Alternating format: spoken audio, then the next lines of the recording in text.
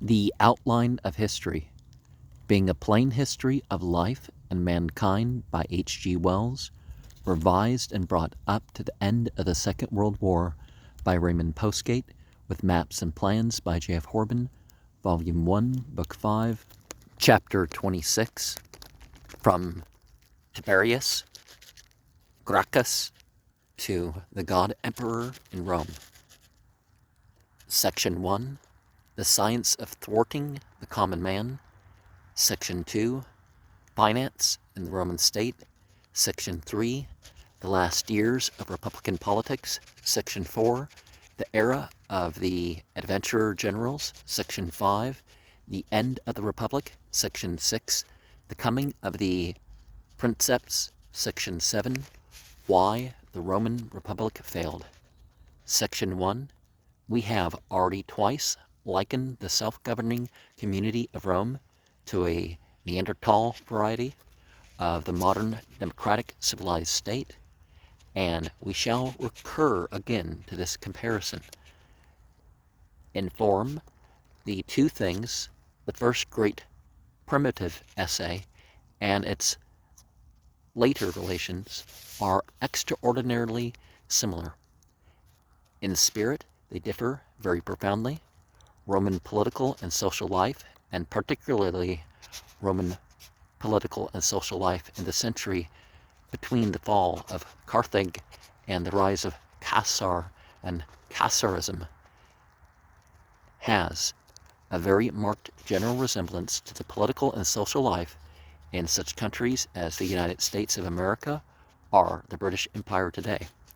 The resemblance is intensified by the common usage, with a certain inaccuracy in every case, of such terms as Senate, democracy, proletariat, and the like.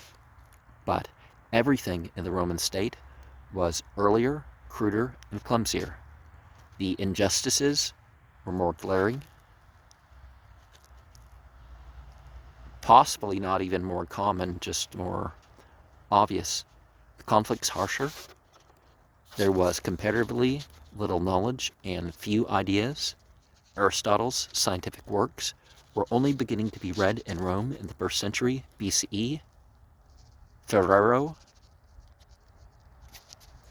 Greatness and Decline of Rome, Book 1, Chapter 11, it is true, makes Caesar familiar with the politics of Aristotle, and ascribes to him the dream of making a Periclean Rome. But in doing so, Ferrero seems to be indulging in one of those lapses of picturesque romancing which are at once the joy and the snare of all historical writers. Attention has already been drawn to the profound difference between Roman and modern conditions due to the absence of a press, of any popular education, or of the representative idea in the popular assembly. Our world today is still far from solving the problem of representation and from producing a public assembly which will really summarize, crystallize, and express the thought and will of the community. Our elections are still largely are an ingenious mockery of the common voter who finds himself helpless in the face of party organizations which reduce his free choice of a representative to the less unpalatable of two political hacks. But even so, his vote, in comparison with the vote of an ordinary, honest Roman citizen, is an effective instrument.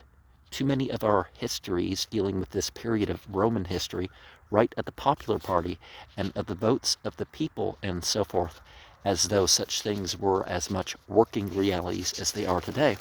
But the senators and politicians of Rome saw to it that such things never did exist as clean and wholesome realities.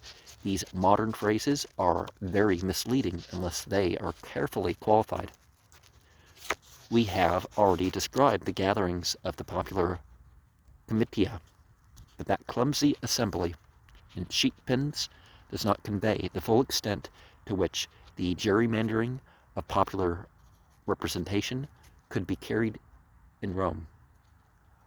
Whenever there was a new enfranchisement of citizens in Italy, there would be the most elaborate trickery and counter-trickery to enroll the new voters into as few or as many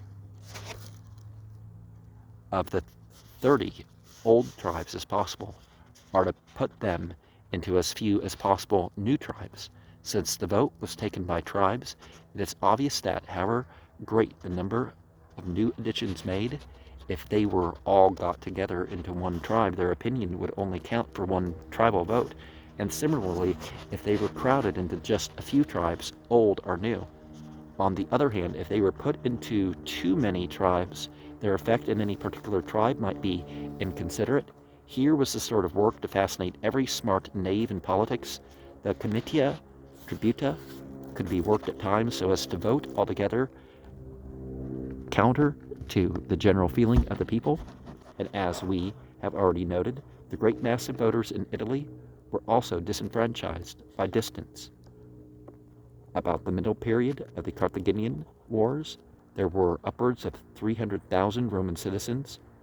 About 100 BCE, there were more than 900,000, but in effect, the voting of the popular assembly was confined to a few score thousand residents in and near Rome, and mostly men of a base type, and the Roman voters were organized to an extent that makes the Tammany machine of New York seem artless and honest.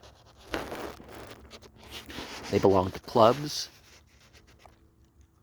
collegia, sodalicia, having usually some elegant religious pretensions, and the rising politician, working his way to office, went first to the usurers and then with the borrowed money to these clubs. If the outside voters were moved enough by any question to swarm into the city, it was always possible to put off the voting by declaring the omens unfavorable. If they came in unarmed, they could be intimidated. If they brought in arms, then the cry was raised that there was a plot to overthrow the Republic, and a massacre would be organized. There can be no doubt that all Italy, all the empire, was festering with discomfort, anxiety, and discontent in the century after the destruction of Carthage. A few men were growing very rich, and the majority of people found themselves entangled in an inexplicable net of uncertain prices, jumping markets, and debts. But there was no way at all of stating and clearing up the general dissatisfaction. There is no record of a single attempt to make the popular assembly a straightforward and workable public organ. Beneath the superficial appearances of public affairs struggled a mute giant of public opinion and public will, which sometimes made a great political effort. A rush to vote or such like, or broke into actual violence. So long as there was no actual violence, the Senate and financiers kept on in their own disastrous way. Only when they were badly frightened would governing cliques or parties desist from some nefarious policy and heed the common good. The real method of popular expression in Italy in those days was not the comitia tributa, but the strike and insurrection, the righteous and necessary methods of all cheated or suppressed peoples. We have seen in our own time in the various European states a decline in the prestige of parliamentary government and a drift towards unconstitutional methods on the part of the masses through exactly the same cause, through the incurable disposition of politicians to gerrymander the electoral machine until the community is driven to explosion. For insurrectionary purposes, a discontented population needs a leader, and the political history of the concluding century of Roman republicanism is a history of insurrectionary leaders and counter-revolutionary leaders. Most of the former are manifestly unscrupulous adventurers who try to utilize the public necessity and unhappiness for their own advancement. Many of the historians of this period betray a disposition to take sides and are either aristocratic in tone or fiercely democratic, but indeed neither side in these complex and intricate disputes has a record of high aims or clean hands. The Senate and the rich equestrians were vulgar and greedy spirits, hostile and contemptuous towards the poor mob, and the populace was ignorant, unstable, and at least equally greedy. Nowadays we see the same problem, is that the rich are corrupt because the poor have been convinced to be as corrupt. The Scipios in all this record shine, by comparison, a group of gentlemen. To the motives of one or the other figures of the time, to Tiberius Gracchus, for example, we may perhaps extend the benefit of the doubt, but for the rest, they do but demonstrate how clever and cunning men may be, how subtle in contention, how brilliant in pretense, and how utterly wanting in wisdom or grace of spirit. A shambling, hairy, brutish, but probably very cunning creature with a big brain behind. So someone, I think it was Sir Harry Johnston, has described Homo neanderthalensis. Homo neanderthalensis? Well, again, there's no reason why we would say Neanderthal or any of the other earlier types of humans was somehow less capable of civilization. Some of them did megalithic architecture. To this day, we must still use similar terms to describe the soul of the politician. The statesman has still to oust the politician from his lairs and weapon heaps. History has still to become a record of human dignity. Section 2. Another respect in which the Roman system was a crude anticipation of our own and different from any preceding political system we have considered was that it was a cash and credit using system. Money had been in the world as yet for only a few centuries, but its use had been growing. It was providing a fluid medium for trade and enterprise in changing economic conditions profoundly. In Republican Rome, the financier and the money interest began to play a part recognizably similar to the roles today. We have already noted in our account of Herodotus that the first effect of money was to give freedom of movement and leisure to a number of people who could not otherwise have enjoyed these privileges, and that is the peculiar value of money to mankind. Instead of a worker or helper being paid in kind and in such a way that he is tied as much in his enjoyment as in his labor, money leaves him free to do as he pleases amidst a wide choice of purchasable aids, eases, and indulgences. He may eat his money, or drink it, or give it to a temple, or spend it in learning something, or save it against some foreseen occasion. That is the good of money, the freedom of its universal convertibility. But the freedom money gives the poor man is nothing to the freedom money has given the rich man. With money, rich men ceased to be tied to lands, houses, stores, flocks, and herds.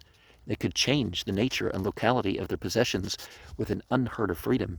In the 3rd and 2nd century BCE, this release, this untethering of wealth began to tell upon the general economic life of the Roman and Hellenized world. People began to buy land and the like, not for use, but to sell again at a profit. People borrowed to buy. Speculation developed. No doubt there were bankers in the Babylon of 1000 BCE, but they lent in a far more limited and solid way. Bars of metal and stocks of goods.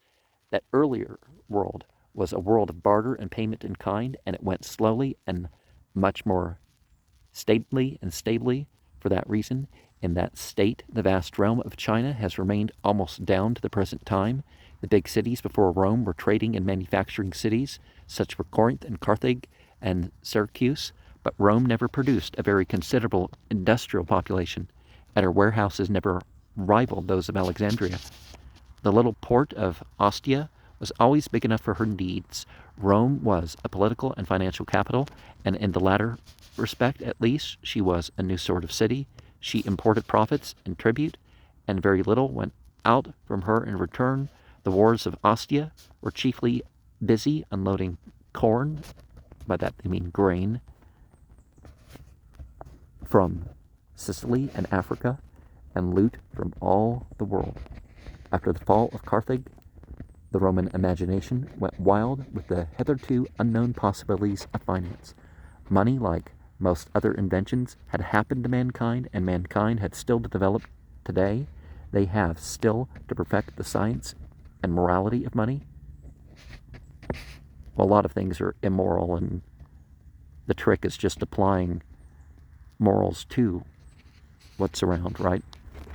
One sees the thing catching on in the recorded life and the writings of Cato the censor.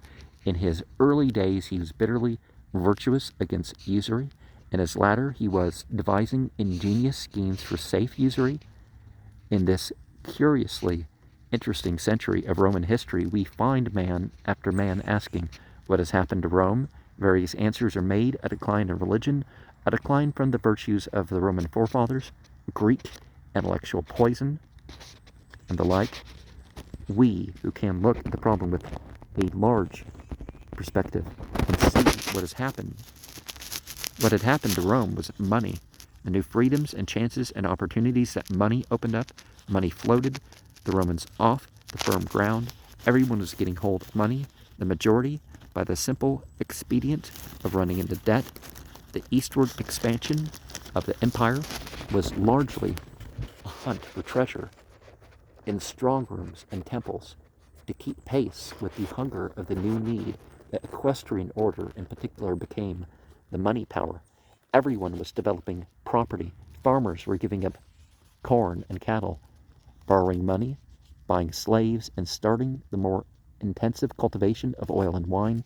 Money was young in human experience and wild. Nobody had it under control. It fluctuated greatly. It was now abundant and now scarce. Men made sly and crude schemes to corner it, to hoard it, to send up prices by releasing hoarded metals. A small body of very shrewd men was growing immensely rich. Many patricians were growing poor and irritated and unscrupulous. Among the middling sort of people, there was much hope, much adventure, and much more disappointment. The growing mass of the expropriated was permeated by that vague, baffled, and hopeless sense of being inexplicably bested, which is the preparatory condition for all great revolutionary movements. Section 3. The first conspicuous leader to appeal to the gathering revolutionary feeling in Italy was Tiberius Gracchus. He looks more like an honest man than any other figure in this period of history, unless it be Scipio Africanus the Elder. At first, Tiberius Gracchus was a moderate reformer of a rather reactionary type. He wished to restore the yeoman class to property, very largely because he believed that class to be the backbone of the army, and his military experience in Spain before and after the destruction of Carthage had impressed upon him the declining efficiency of the legions. He was what we should call nowadays a back-to-the-land man. He did not understand, and few people understand today, how much easier it is to shift population from the land into the towns than to return it to the laborious and simple routines of agricultural life. He wanted to revive the Licinian laws, which had been established when Camillus built his temple of Concord nearly 2 centuries and a half before. See chapter 25, section 2. So far as they broke up great estates and restrained slave labor, these Licinian laws had repeatedly been revived and repeatedly lapsed into a dead letter again. It was only when the big proprietors in the Senate opposed this proposal that Tiberius Gracchus turned to the people and began a furious agitation for popular government. He created a commission to inquire into the title of all landowners. In the midst of his activities occurred one of the most extraordinary incidents in history. Attalus, the king of the rich country of Pergamum in Asia Minor, died 133 BCE and left his kingdom to the Roman people. It is difficult for us to understand the motives of this bequest, Pergamum was a country allied to Rome, and so moderately secure from aggression, and the natural consequence of such a will was to provoke a violent scramble among the senatorial gangs, and a dispute between them and the people for the spoils of the new acquisition. Practically, Attalus handed over his country to be looted. There were, of course, many Italian business people established in the country, and a strong party of native richmen in close relations with Rome. Them, no doubt, a coalescence with the Roman system would have been acceptable. Josephus bears witness to such a desire for annexation among the rich men of Syria, a desire running counter to the wishes of both king and people. This Pergamum request, astonishing in itself, had the still more astonishing result of producing imitations in other quarters. In 96 BCE, Ptolemy Appian bequeathed Cyrenaica in North Africa to the Roman people. In 81 BCE, Alexander II, king of Egypt, followed suit with Egypt, a legacy too big for the courage, if not for the appetite, of the senators, and they declined it. In 74 BCE, Nicomedes, the king of Bithynia,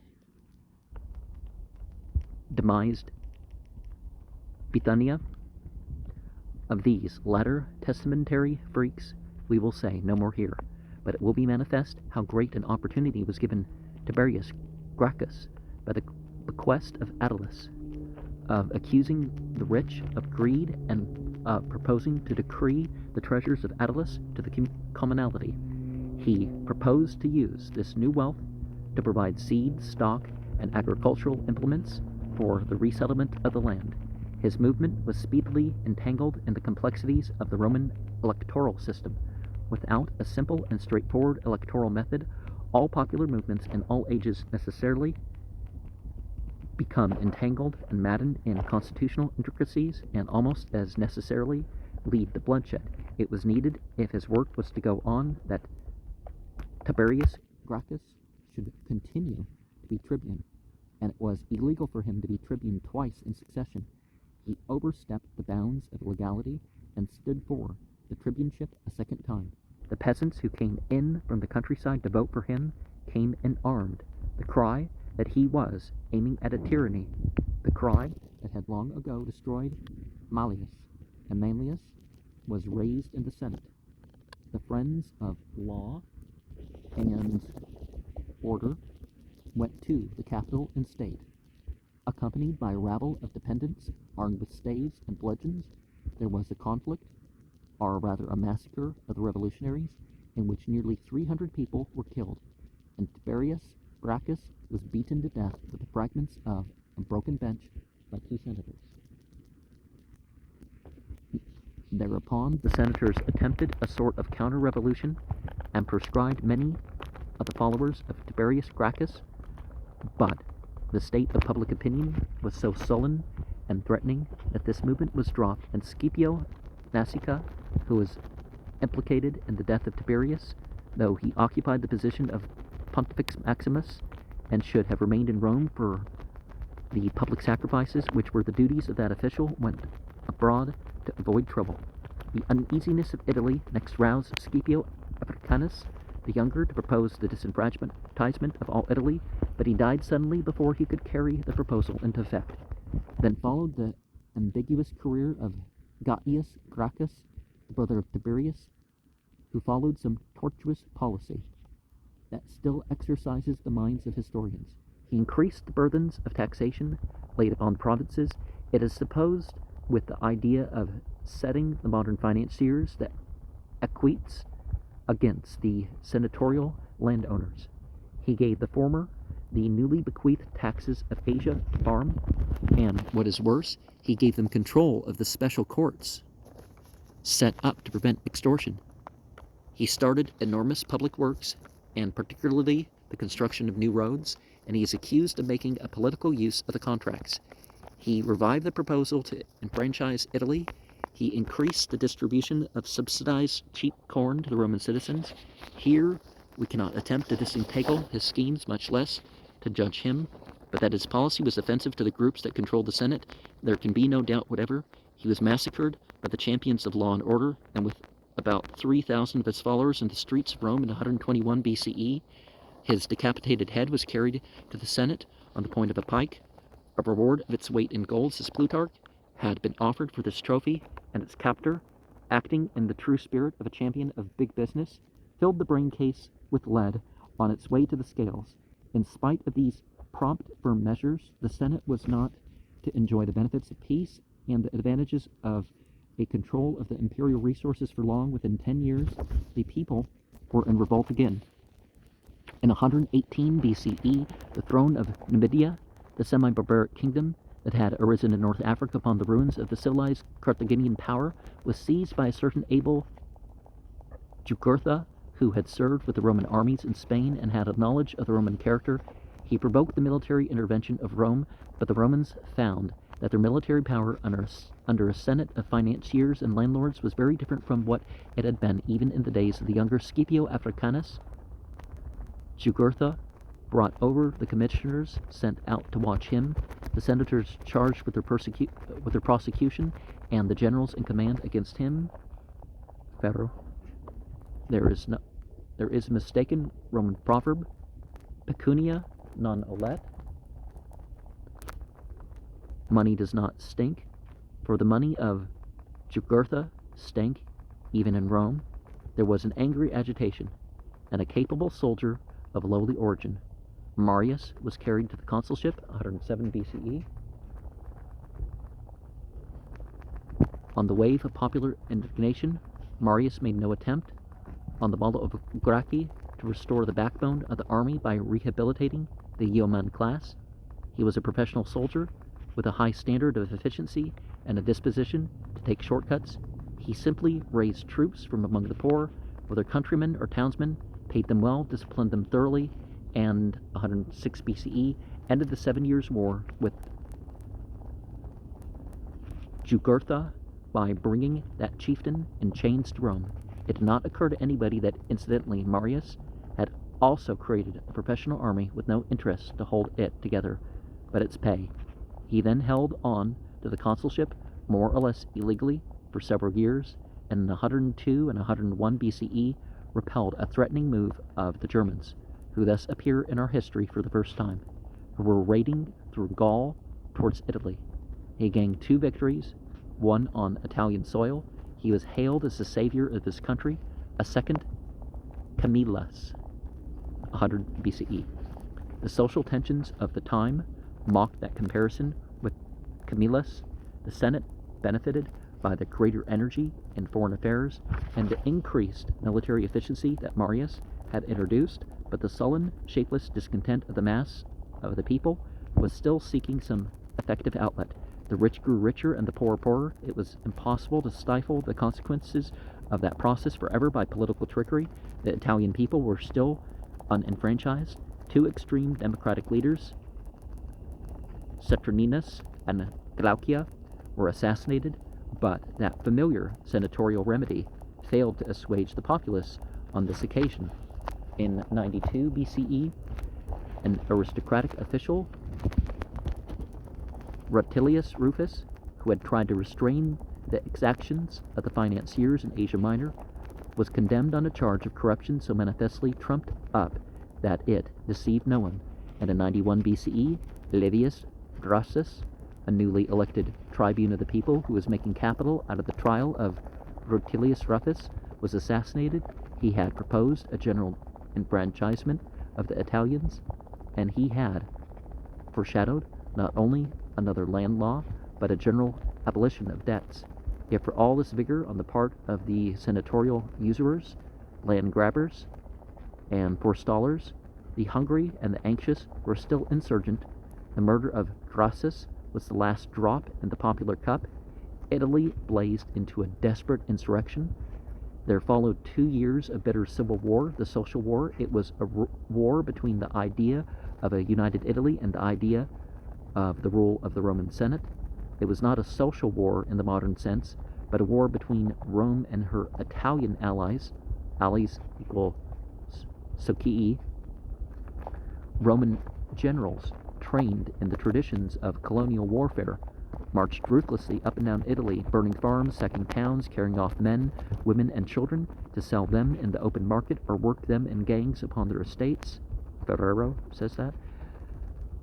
Marius and an aristocratic general, Sulla, who had been with him in Africa and who was his bitter rival, both commanded on the side of Rome, but though the insurgents experienced defeats and looting, neither of these generals brought the war to an end. It was ended in a manner, 89 BCE, by the practical surrender of the Roman Senate to the idea of reform. The spirit was taken out of the insurrection by the concession of their demands in principle, and then as soon as the rebels had dispersed, the usual cheating of the new voters by such methods as we have explained in section 1 of this chapter was resumed.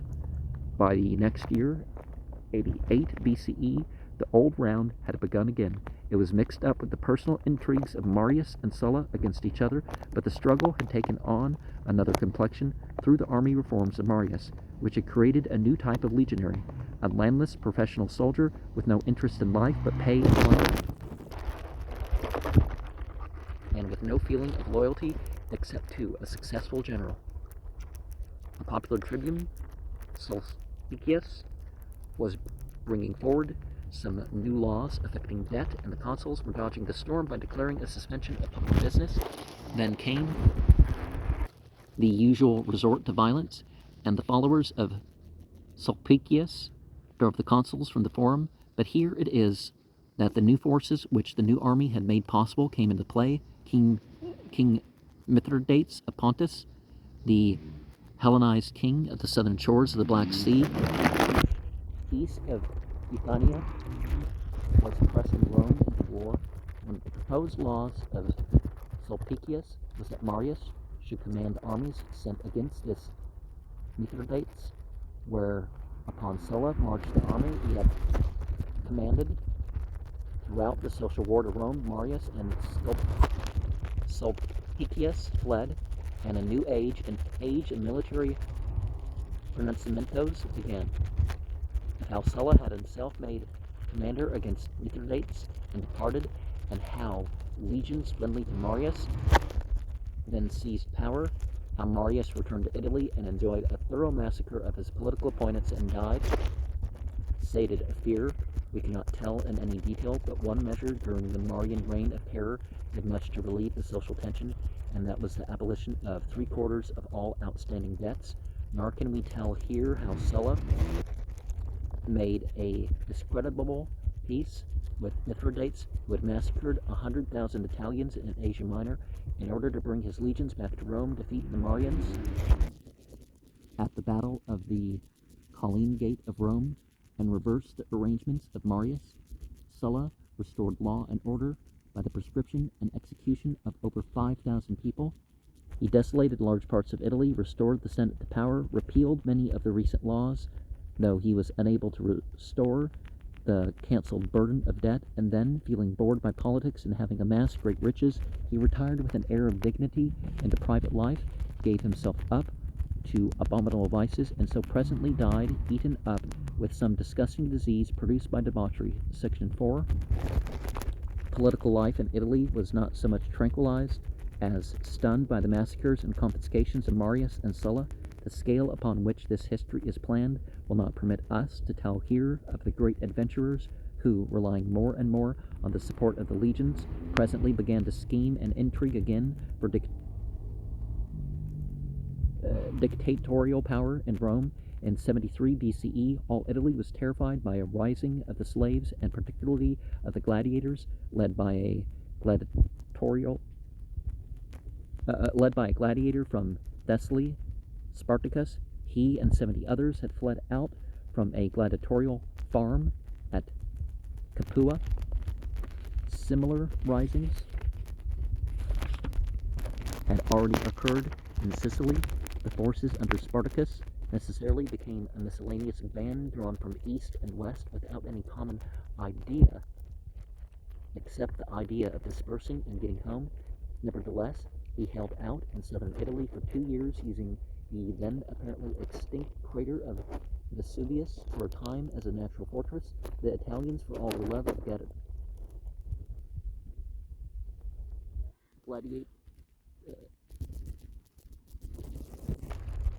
gladiatorial display failed to appreciate his conversion of the whole country into an arena, this bringing of a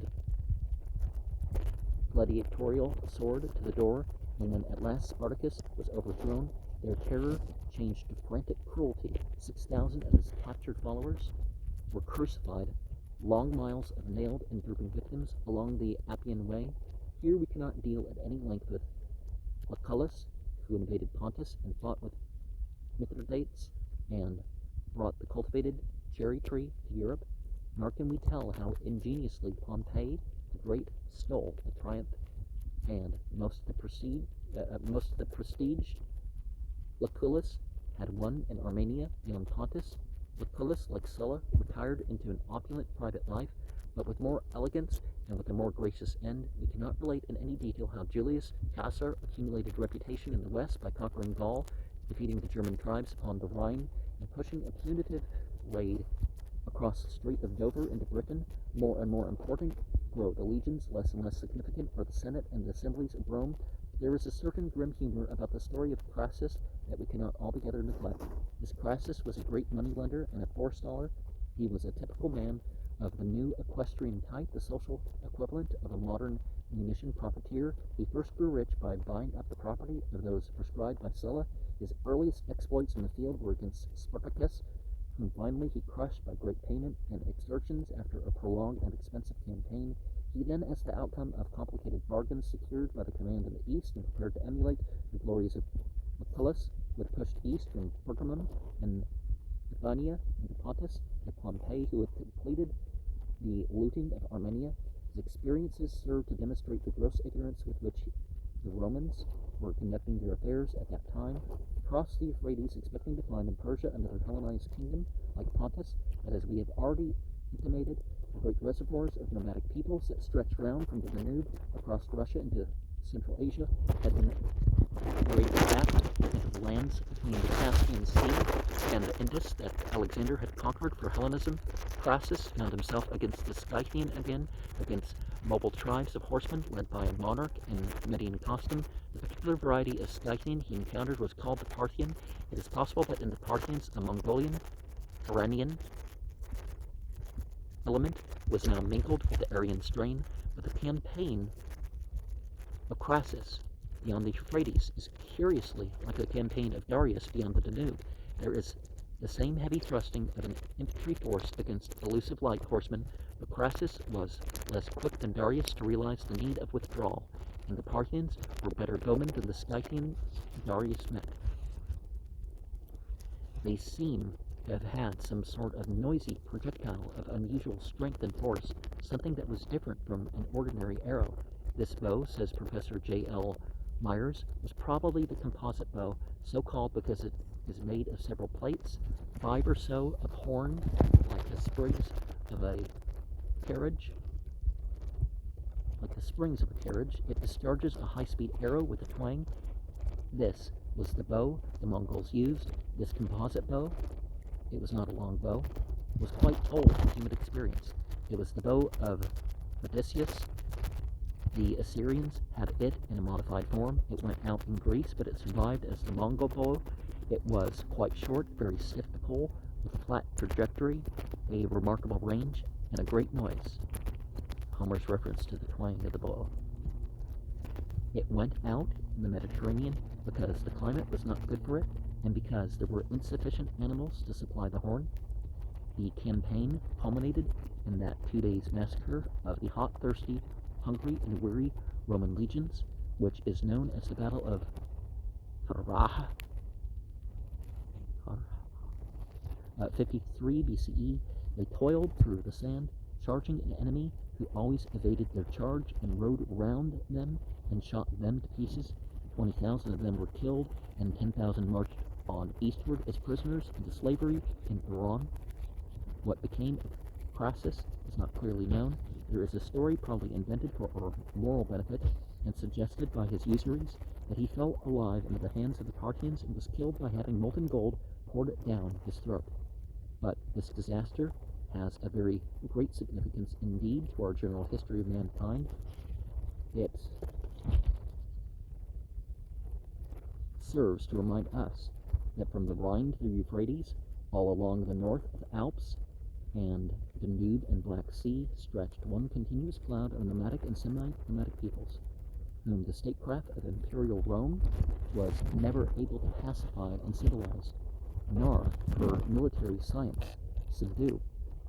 We have already called attention to a map showing how the Second Babylonian Empire, the Chaldean Empire, lay like a lamb in the embrace of the Median power, and exactly the same way the Roman Empire lay like a lamb in the embrace of this great crescent of outer barbarians. Not only was Rome never able to thrust back or assimilate that superincumbent crescent, but she was never able to organize the Mediterranean Sea into a secure and orderly system of communication between one part of her empire and another. Quite unknown as yet to Rome, the Mongolian tribes from northeastern Asia, the Huns and their kin, walled back and driven out from China by the Qi and Han dynasties, were drifting and pressing westward, mixing with the Parthians, the Scythians, the Teutons, and the like, were driving them before them. Never any time did the Romans succeed in pushing their empire beyond the Mesopotamia, and upon Mesopotamia their hold was never very secure. Before the close of the Republic, that power of assimilation, which had been the secret of their success, was giving way to patriarchic exclusiveness and patriarchic greed. Rome plundered and destroyed Asia Minor and Babylonia, which were the necessary basis for an eastward extension into India, just as she had destroyed and looted Carthage, and so had no foothold for extension into Africa, and just as she had destroyed Corinth, and so cut herself off from an easy way into the heart of Greece, Western European writers, impressed by the fact that later on Rome Romanized and civilized Gaul and South Britain, and restored the scene of her earlier devastations in Spain prosperity, are apt to ignore that over far greater areas to the south and east her influence was to weaken and to restore barbarism, the far wider conquest of Hellenic civilization, section 5. But among the politicians of Italy in the 1st century BCE, there were no maps of Germany and Russia, Africa, and Central Asia, and no sufficient intelligence to study them had existed.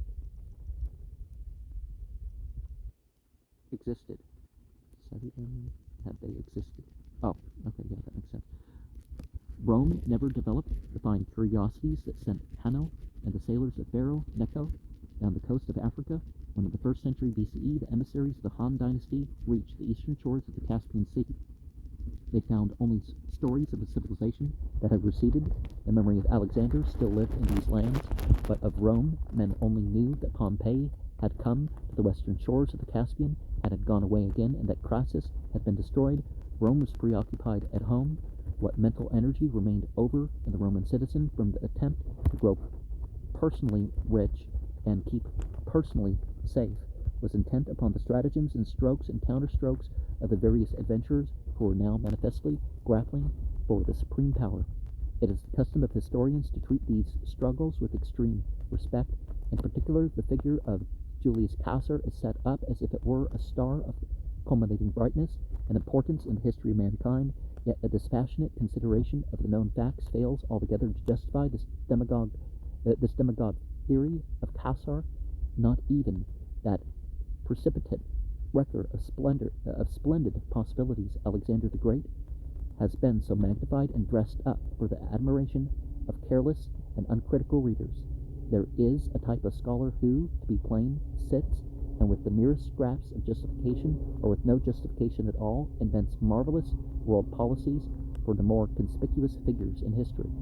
We are told that Alexander planned the conquest of Carthage and Rome and the complete subjugation of India, and that only his death shattered these schemes. What we know for certain is that he conquered the Persian Empire and never went far beyond its boundaries, and that when he was supposed to be making these vast and noble plans, he was in fact indulging in such monstrous antics as his mourning for his favorite Hephaestion, and as his main occupation he was drinking himself to death. So too Julius Caesar is credited with the intention of doing just that one not impossible thing which would have secured the Roman Empire from its ultimate collapse, namely the systematic conquest and civilization of Europe as far as the Baltic and the Dnieper he was to have marched upon Germany, says Plutarch, through Parthia and Scythia, round the north of the Caspian and Black Seas. Yet the fact we have to reconcile with this wise and magnificent project is that at the crest of his power, Caesar, already a bald, middle-aged man, past the graces and hot impulses of youthful love, spent the better part of a year in Egypt, feasting and entertaining himself in amorous pleasantries with the Egyptian queen, Cleopatra, and afterwards he brought her with him to Rome, where her influence over him was bitterly resented. Such complications with a woman marked the elderly sensualist or sentimentalist. He was the convention of the heir rather than the master ruler of men. Rome, allies and protected states, the Parthians. So this map of the Roman power about 50 BCE. On the side of the Superman idea of Picasso, we have the Count, bust, in the Naples Museum. It represents a fine and intellectual face, very noble in its expression, and we can couple with that the story that his head, even at birth, was unusually large and finely formed. But there is really no satisfying evidence that this well-known bust does represent Caesar, and it is hard to reconcile its austere serenity with the reputation for violent impulse and disorderliness that clung to him. Well, you can always tell people by their appearance. Other busts of a quite different man are also, with more probability, ascribed to him. There can be little doubt that he was a dissolute and extravagant young man, and the scandals cluster thick about his sojourn in Bithynia. Whether he fled from Sulla, he was the associate of the reprobate Claudius and the conspirator Catiline, and there is nothing in his political career to suggest any aim higher or remoter than his own advancement to power and all the personal glory and indulgence that power makes possible.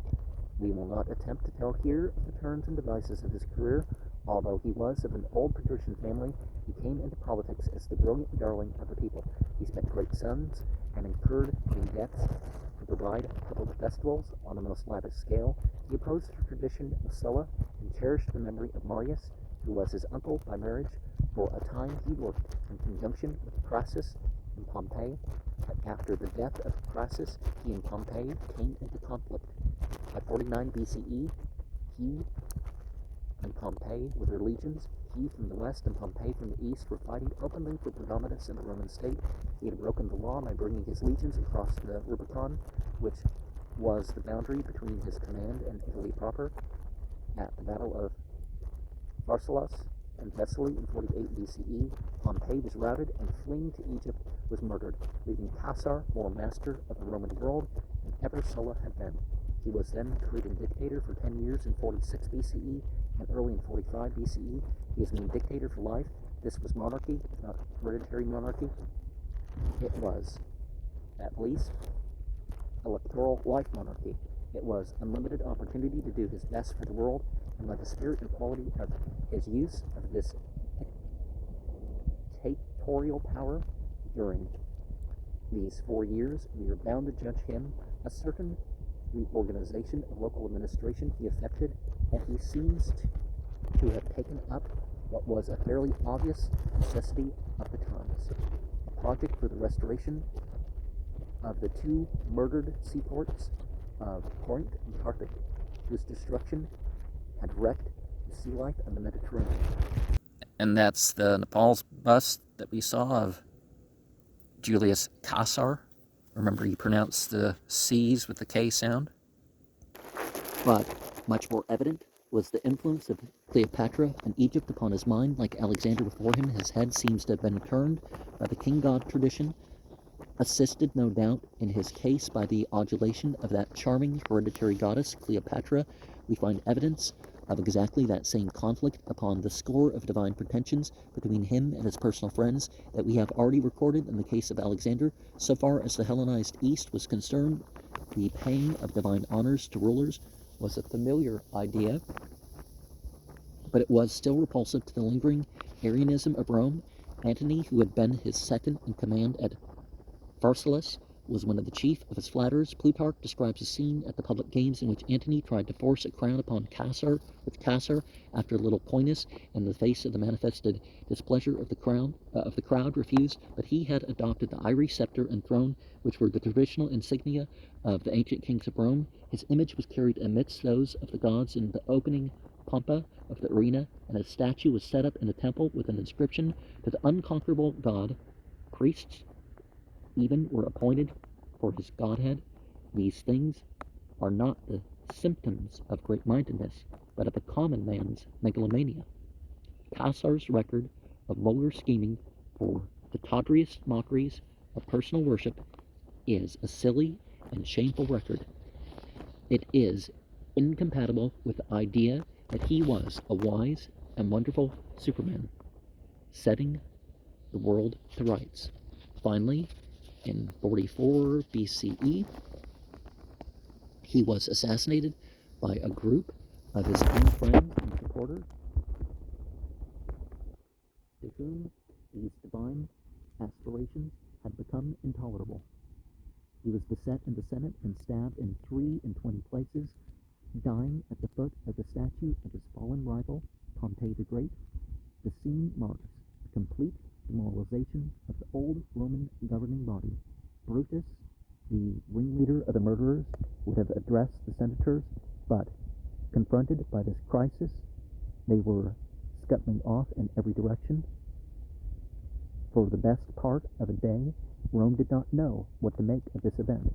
The murderers marched about with their bloody weapons through an undecided city, with no one gainsaying them, and only a few joining them. Then public opinion turned against them. Some of their houses were attacked, and they had to hide and fly for their lives. Section 6. But the trend of things was overwhelmingly towards monarchy. For 13 years more, the struggle of personalities went on. One single man is to be noted as inspired by broad ideas and an ambition not entirely egoistic. Cicero. He was a man of modest origin whose eloquence and literary power had won him a prominent place in the Senate. He was a little tainted by the abusive tradition of Demosthenes.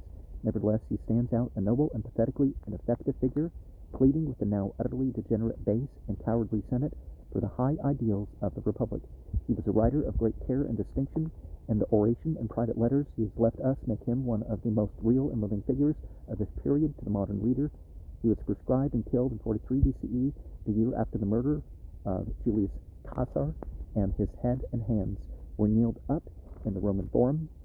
Octavian, who became at last the monarch of Rome, seems to have made an effort to save Cicero. That murder was certainly not his crime. Here we cannot trace out the tangle of alliances and betrayals that ended in the ascendancy of this Octavian, the adopted heir of Julius Caesar. The fate of the chief figures is interwoven with that of Cleopatra. After the death of Caesar, she set herself to capture the emotions and vanity of Antony, a much younger man than Caesar, with whom she was probably already acquainted. For a time, Octavian and Antony and a third figure, Lepidus, divided the Roman world just as Caesar and Pompey had divided it before their final conflict. Octavian took the hardier west and consolidated his power. Antony had the more gorgeous east, and Cleopatra. To Lepidus fell that picked bone, Carthaginian Africa. He seems to have been a good man of good tradition, set upon the restoration of Carthage rather than upon wealth or personal vanities. The mind of Antony succumbed to those same ancient ideas of divine kingship that had already proved too much for the mental equilibrium of Julius Caesar. In the company of Cleopatra, he gave himself up to love, amusements, and a dream of sensuous glory until Octavian felt that the time was ripe to end these two Egyptian divinities. In 32 BCE, Octavian induced the Senate to depose Antony from the command of the East and proceeded to attack him. A great naval battle at Actium in 31 BCE was decided by the unexpected desertion of Cleopatra with 60 ships in the midst of the fight. It is quite possible for us to decide now whether this was due to premeditated treachery or to the sudden whim of a charming woman. The departure of these ships threw the fleet of Antony into hopeless confusion, which was increased by the headlong flight of this model lover in pursuit. He went off after her in a swift galley without informing his commanders.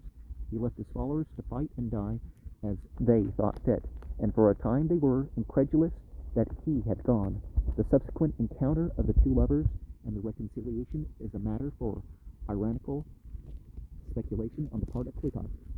Octavian's neck closed slowly round his rival. It is not improbable that there was some sort of understanding between Octavian and Cleopatra, as perhaps in the time of Julius Caesar there may have been between the queen and Antony. Antony gave way to much mournful posturing, varied by love scenes during this last stage of his little drama. For a time he posed as an imitator of the cynic Timon, as one who had lost all faith in mankind, though one may think that his deserted sailors at Actium had better reason for such an attitude. Finally, he found himself and Cleopatra besieged by Octavian in Alexandria. There were some sallies and minor successes, and Antony was loud with challenges to Octavian to decide the matter by personal combat, being led to believe that Cleopatra had committed suicide. This star of romance stabbed himself, but so ineffectually as to die lingeringly, and he was carried off to expire in her presence. 30 BCE. Plutarch's account of Antony, which was derived very largely from witnesses who had seen and known him, describes him as of heroic mold. He is compared to the demagogue Hercules, from whom indeed he claimed descent, and also to the Indian Bacchus. There is a disgusting but illuminating description of a scene in the Senate when he attempted to speak while drunk and was overtaken by one of the least dignified concomitants of intoxication. For a little while, Cleopatra still clung to life, and perhaps to the hope that she might reduce Octavian to the same divine role that had already been played by Julius Caesar and Antony. She had an interview with Octavian in which she presented herself as beauty in distress and very lightly clad, but when it became manifest that Octavian lacked the godlike spark, and that his care for her comfort and welfare was dictated chiefly by his desire to exhibit her in a triumphal procession through the streets of Rome, she committed suicide. An asp was smuggled to her past the Roman sentries, concealed in the basket of figs, and by its fangs she died. Octavian seems to have been almost entirely free from the divine aspirations of Julius Caesar and Antony. He was neither god nor romantic hero. He was a man. He was a man of far greater breadth and capacity than any other player in this last act of the Republican drama in Rome. All things considered, he was perhaps the best thing that could have happened to Rome at that time. He voluntarily resigned the extraordinary powers which he had held since 43, and to quote his own words, handed over the Republic to the control of the Senate and the people of Rome. The old constitutional machinery was once more set in motion. The Senate, Assembly, and magistrates resumed their functions, and Octavian himself was hailed as the restorer of the Commonwealth and the champion of freedom. It was not so easy to determine what relation he himself, the actual master of the Roman world, should occupy towards this revived republic. His abdication, in any real sense of the word, would have simply thrown everything back into confusion. The interests of peace and order required that he should retain at least the substantial part of his authority, and this object was in fact accomplished, and the rule of his emperors founded in a manner which has no parallel in history. Any revival of the kingly title was out of the question, and Octavian himself expressly refused the dictatorship. Nor was any new office created or any new official title invented for his benefit. but by Senate and people he was invested according to the old constitutional forms with certain powers, as many citizens had been before him, and so took his place by the side of the lawfully appointed magistrates of the Republic, only to mark his preeminent dignity as the first of them all. The Senate decreed that he should take as an additional cognomen that of Augustus, while in common parlance he was henceforth styled Princeps, a simple title of courtesy familiar to Republican usage, and conveying no other idea than that of a recognized primacy and precedence over his fellow citizens. The ideal sketched by Caro in his De Republica of a constitutional precedent of a free republic was apparently realized, but it was only in appearance, for in fact the special prerogatives conferred upon Octavian gave him back, in substance, the autocratic authority he had resigned. And as between the restored republic and its new princeps, the balance of power was overwhelmingly on the side of the latter. H.S. Jones in the Encyclopedia Britannica article, Rome, section 7. In this manner, it was that Roman republicanism ended in a princeps, or ruling prince, and the first great experiment in a self-governing community on a scale larger than that of a tribe or city collapsed and failed. The essence of its failure was that it could not sustain unity. In its early stages, its citizens, both patrician and plebeian, had a certain tradition of justice and good faith, and of the loyalty of all citizens to the law, and of the goodness of the law for all citizens. It clung to this idea of the importance of the law and of law-abidingness nearly into the 1st century BCE, but the unforeseen invention and development of money, the temptations and disruptions of imperial expansion, and entanglement of electoral methods weakened and swamped this tradition by presenting old issues in new guises under which the judgment did not recognize them, and by enabling men to be loyal to the professions of citizenship and disloyal to its spirit. The bond of the Roman people had always been a moral rather than a religious bond. Their religion was sacrificial and superstitious and embodied no such great ideas of a divine leader and of a sacred mission as Judaism was developing. As the idea of citizenship failed and faded before the new occasions, there remained no inner, that is to say, no real unity in the system at all. Every man tended more and more to do what was right in his own eyes. Well, that comes first, right? Under such conditions, there was no choice between chaos and a return to monarchy, to the acceptance of some chosen individual as the one unifying will in the state. Of course, in that return, there is always hidden the expectation that the monarch will become, as it were, magic, will cease to be merely a petty human being, and will think and feel as something greater and more noble, as indeed a state personage. And of course, monarchy invariably fails to satisfy that expectation. We shall glance at the extent of this failure in the brief review we are to presently make of the emperors of Rome. We shall find at last one of the more constructive of these emperors, Constantine the Great, conscious of his own inadequacy as a unifying power, turning to the faith, the organization, and teaching network of one of the new religious movements in the empire to supply just that permeating and correlating factor in men's minds that was so manifestly wanting.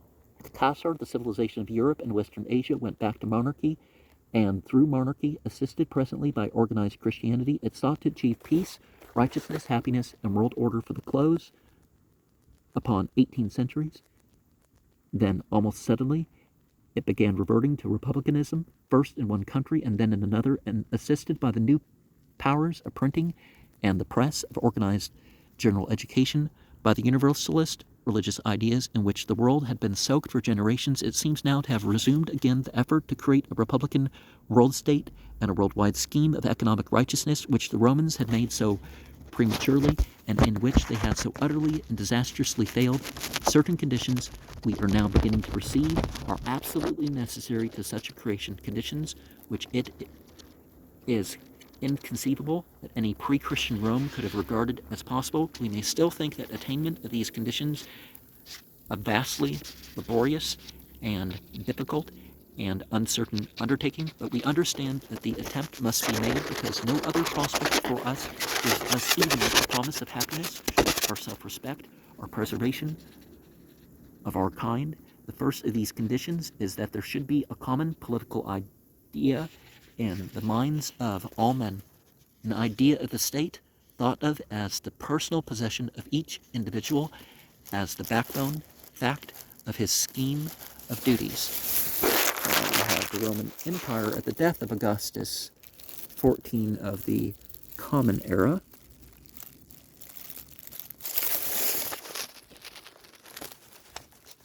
In the early days of Rome, when it was a little visible state, 20 miles square, such notions could be and were developed in children in their homes, and by what they saw and heard of the political lives of their fathers. But in a larger country such as Rome had already become before the war with Pyrrhus, there was a need of an organized teaching of the history of the main laws and of the general intentions of the state towards everyone, if this moral unity was to be maintained. But the need was never realized, and no attempt at any such teaching was ever made. At the time it could not have been made. It is inconceivable that it could have been made. The knowledge was not there, and there existed no class from which the needed teachers could be drawn, and no conception of an organization for any such systematic moral and intellectual training as the teaching organization of Christianity, with its creeds and catechisms and sermons and confirmations, presently supplied. Moreover, we know nowadays that even a universal education of this sort supplies only the basis for a healthy republican state. Next to education, there must come abundant, prompt, and truthful information of what is going on in the state, and frank and free discussions of the issues of the time. Even nowadays, these functions are performed only very imperfectly and badly by the press we have and by our publicists and politicians, but badly though it is done, the thing is done, and the fact that it is done at all argues that it may be ultimately done well. In the Roman state, it was not even attempted. The Roman citizen got his political facts from rumor and the occasional orator. He stood wedged in the forum, imperfectly hearing a distant speaker. He probably misconceived every issue upon which he voted, and of the monstrous ineffectiveness of the Roman voting system we have already written. Unable to surmount or remove these obstacles to a sane and effective popular government, the political instincts of the Roman mind turned towards monarchy. But it was not monarchy of the later European type, nor hereditary monarchy. Not hereditary monarchy, that's what's meant, which was now installed in Rome. The princeps was really like an American wartime president, but he was elected, not for 4 years, but for life.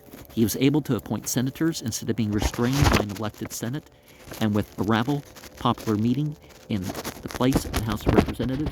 He was also Pontifex Maximus, chief of the sacrificial priests, a function unknown at Washington, and in practice it became usual for him to designate and train his successor, and to select for that honor a son, or an adopted son, or a near relation he could trust.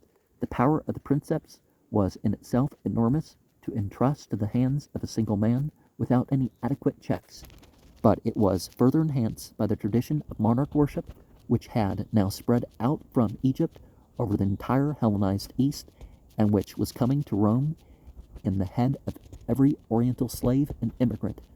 By natural and imperceptible degrees, the idea of the God Emperor came to dominate the whole Romanized world. Only one thing presently remained to remind the God Emperor that he was mortal, and that was the army. The God Emperor was never safe upon the Olympus of the Palatine Hill at Rome. He was only secure while he was the beloved captain of his legions, and as a consequence only of the hard-working emperors who kept their legions active and in close touch with themselves, had long reigns. The sword overhung the emperor and spurred him to incessant activity. If he left things to his generals, one of these generals presently replaced him. The spur was, perhaps, the redeeming feature of the Roman imperial system. In the greater, compacter, and securer empire of China, there was not the same need of legions, and so there was not the same swift end for lazy, or dissipated, or juvenile monarchs that overtook such types in Rome. Now we see what's going to happen in a couple chapters, how that was made possible by what we're talking about in this chapter.